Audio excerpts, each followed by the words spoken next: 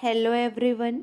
चलिए आज की क्लास हम शुरू करेंगे। पहला प्रश्न है, हाल ही में किसे अखिल भारतीय तकनीकी शिक्षा परिषद के अध्यक्ष के रूप में नियुक्त किया गया है? 4 ऑप्शन दिए गए हैं। सही जवाब है टीजी सीताराम। ऑप्शन 1 सही है। आईआईटी गुवाहाटी के निदेशक टीजी सीताराम को अखिल भारतीय तकनीकी शिक्षा परिषद का अध्यक्ष नियुक्त किया गया है। अगर आप हमारे चैनल से जुड़े हुए हैं और डेली हमारी नेशनल करंट अफेयर वाली वीडियो देखते हैं तो सारे इम्पॉर्टेंट क्वेश्चंस आपके कवर हो जाएंगे, उसकी चिंता आप मत करिएगा। अगला प्रश्न है, निम्नलिखित में से कौन सा भारतीय शहर सीडीएस की जलवायु कार्रवाई सूची में शीर्ष पर पहुंचने वाला दक्षिण एशिया का पहला शहर बन गया? सही जवाब है मुंबई। संगठन का कहना है कि मुंबई चुनौतीपूर्ण वैश्विक आर्थिक स्थिति के बावजूद यह स्थान हासिल करने में सफल रहा। अगला प्रश्न है, हाल ही में now you breathe overcoming toxic relationship and abuse पुस्तक के लेखक कौन है? सही जवाब है राखी कपूर। ऑप्शन 3 सही है, इसके लेखक राखी कपूर हैं। अगला प्रश्न है, महिलाओं के खिलाफ हिंसा के उन्मूलन के लिए किस दिन को अंतर्राष्ट्रीय दिवस के रूप में मनाया जाता है? सही जवाब है 25 नवंबर। महिलाओं के खिलाफ हिंसा के उन्मूलन के लिए 25 नवंबर को अंतर्राष्ट्रीय दिवस के रूप में मनाया जाता है। अगला प्रश्न है, वित्त वर्ष 2022-23 की पहली छमाही में कौन सा देश भारत का सबसे बड़ा उर्वरक आपूर्तिकर्ता बन गया? सही जवाब है रूस। वित्त वर्ष 2022-23 की पहली छमाही में रूस देश भारत का सबसे बड़ा उर्वरक आपूर्तिकर्ता बन गया। अगला प्रश्न है, हाल ही में 24 नवंबर 2022 को मलेशिया के नए प्रधानमंत्री के रूप में किसने शपथ ली? सही जवाब है अनवर इब्राहिम ने शपथ ली। ये क्वेश्चन हमने पहले की क्लास में भी देखा था। मलेशिया के दिग्गज विपक्षी नेता अनवर इब्राहिम ने 24 नवंबर 2022 को देश के नए प्रधानमंत्री के रूप में शपथ ली। नए नेता को राजा सुल्तान अब्दुल्ला ने नियुक्त किया था। अनवर इब्राहिम 1990 के दशक में पूर्व प्रधानमंत्री महाथिर मोहम्मद के उप मंत्री थे। अगला प्रश्न है, निम्न में से किस फिल्म ने भारतीय अंतर्राष्ट्रीय फिल्म महोत्सव में 53 ओवर चैलेंज पुरस्कार जीता? सही जवाब है डियर डायरी ने। ऑप्शन 2 सही है। निम्न में से डियर डायरी फिल्म ने भारतीय अंतर्राष्ट्रीय फिल्म महोत्सव में 53 ओवर चैलेंज पुरस्कार जीता। अगला प्रश्न है, हाल ही में किसे संयुक्त राष्ट्र के सर्वोच्च पर्यावरण पुरस्कार से सम्मानित किया गया? सही जवाब है पूर्णिमा देवी वर्मन। ऑप्शन 2 सही है। हाल ही में पूर्णिमा देवी वर्मन को संयुक्त राष्ट्र के सर्वोच्च पर्यावरण पुरस्कार से सम्मानित किया गया।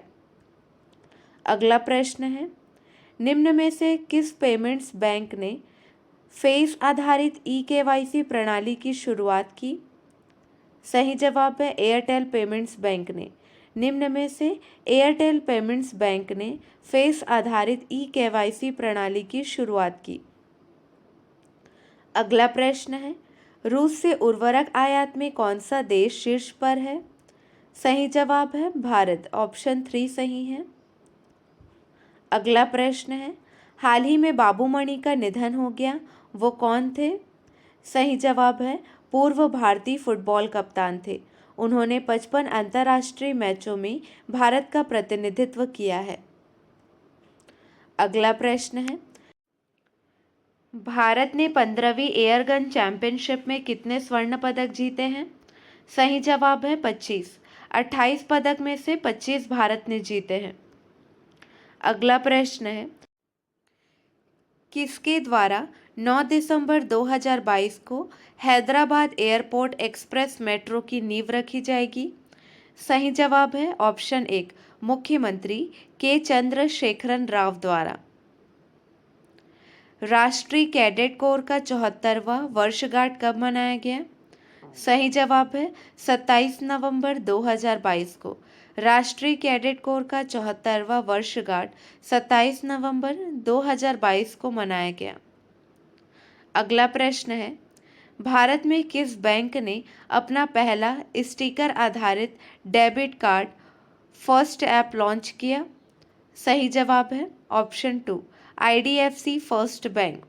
भारत में IDFC फर्स्ट बैंक ने अपना पहला स्टिकर आधारित debit card first app launch किया।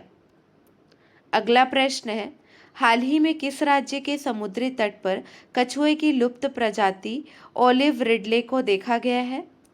सही जवाब है ओडिशा के समुद्री तट पर कछुए की लुप्त प्रजाति ओलिव रिडले को देखा गया है। अगला प्रश्न है,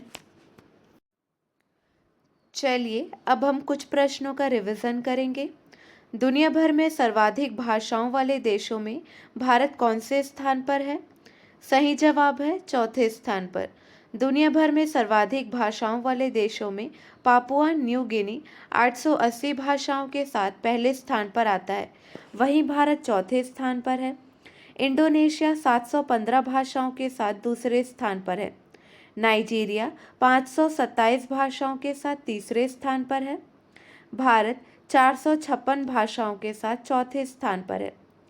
अमेरिका 337 भाषाओं के साथ पांचवें स्थान पर है। अगला प्रश्न है, निम्न में से किस एशियाई देश ने आत्महत्या रोकथाम नीति प्रस्तुत की? सही जवाब है भारत। निम्न में से भारत ने आत्महत्या रोकथाम नीति प्रस्तुत की। अगला प्रश्न है, हाल ही में राष्ट्रीय गोपाल रत्न पुरस्कार 2022 की घोषणा किस क्षेत्र के लिए की गई है? सही जवाब है उपरोक्त सभी। मतलब हाल ही में राष्ट्रीय गोपाल रत्न पुरस्कार 2022 की घोषणा पशुपालन, मत्स्य पालन, डेयरी क्षेत्र के लिए की गई है, इसलिए ऑप्शन 4 सही है। अगला प्रश्न है, हाल ही में किस राज्य की सरकार बांग्लादेश से भागे चीन कुकी समुदाय के 270 आदिवासी को आश्रय प्रदान करेगी? सही जवाब है मिजोरम, ऑप्शन 2 सही है। अगला प्रश्न है, नवंबर 2022 में भारत ने APJ अब्दुल कलाम द्वीप से निम्न में से कौन सी मिसाइल का सफलतापूर्वक परीक्षण किया?